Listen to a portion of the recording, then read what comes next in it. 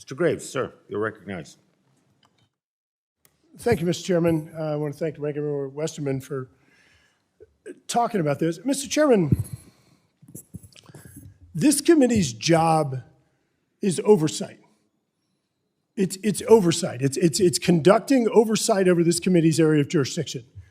As I've noted before, we have not had a single hearing bringing in administration witnesses and getting them to explain, to defend, to try to communicate to the American public what in the world their energy strategy is. So as a result of this incoherent energy strategy, as a result of this committee's leadership being complicit with this administration, what we're watching is we're watching Americans being forced into poverty. We are seeing some of the highest inflation.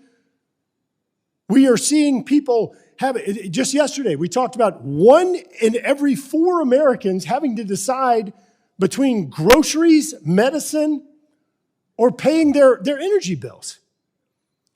So what our inquiry does is it simply asks for information. It asks for information on this administration's energy plan. Understanding, what is your plan on lease sales? Lease sales are the mechanisms that we use to offer lands and waters for energy production. That's it. Why are we afraid of information? I don't understand that. If this energy policy is so great, if you're on board with it, why are you objecting? And if you object, that means that you are complicit. You agree that Americans should be forced into poverty, that 1 in every 4 Americans should have to decide among food, medicine, or paying utility bills.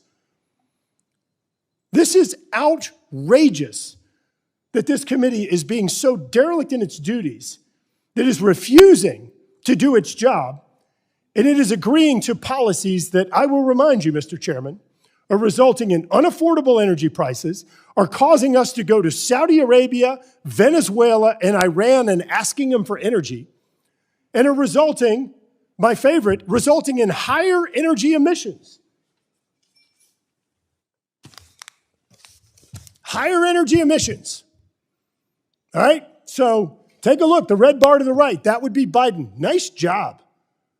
The green, that would be Trump, going down. Emissions going down versus emission going. You have failed on the environment, you failed on affordability, you failed on energy and national security, and you're failing the American public. I said yesterday in this committee, President Jimmy Carter, at this point in his administration, approximately 19 months in, had offered 100 times more land, 100 times more land than we've seen under this administration. 100 times more acreage. So let me say it again. You can sit here and fight this, you can block it.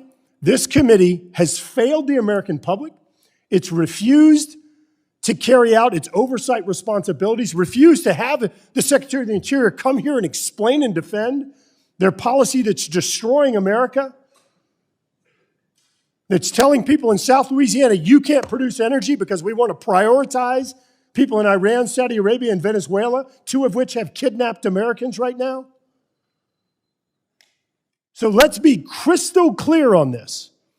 If you're going to sit here and block this and you're going to gut this, if you're afraid of information, then you are complicit. You are part of the problem. You are defending this failed energy policy of this administration. And if that's where you are, that's fine. But stop hiding it, stop pretending, just fess up and acknowledge it. We agree. We want to push people into poverty. We want to fail on the environment. We prefer Iran, Saudi Arabia, and Venezuela over Americans. And I remind you, Mr. Chairman, if we're so concerned about climate change, the cleanest barrels in the world, some of the cleanest barrels, I think technically the second cleanest in the world, are in the Gulf of Mexico. Not Venezuela, not Iran, not Russia.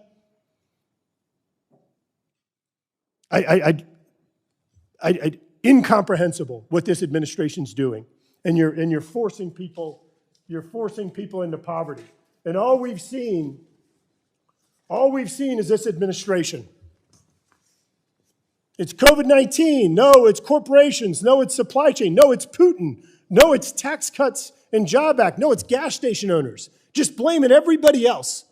Whenever the proof is it's their own policies, your own policies that are pushing people into poverty. I urge you to pass this inquiry to get the data so we can make informed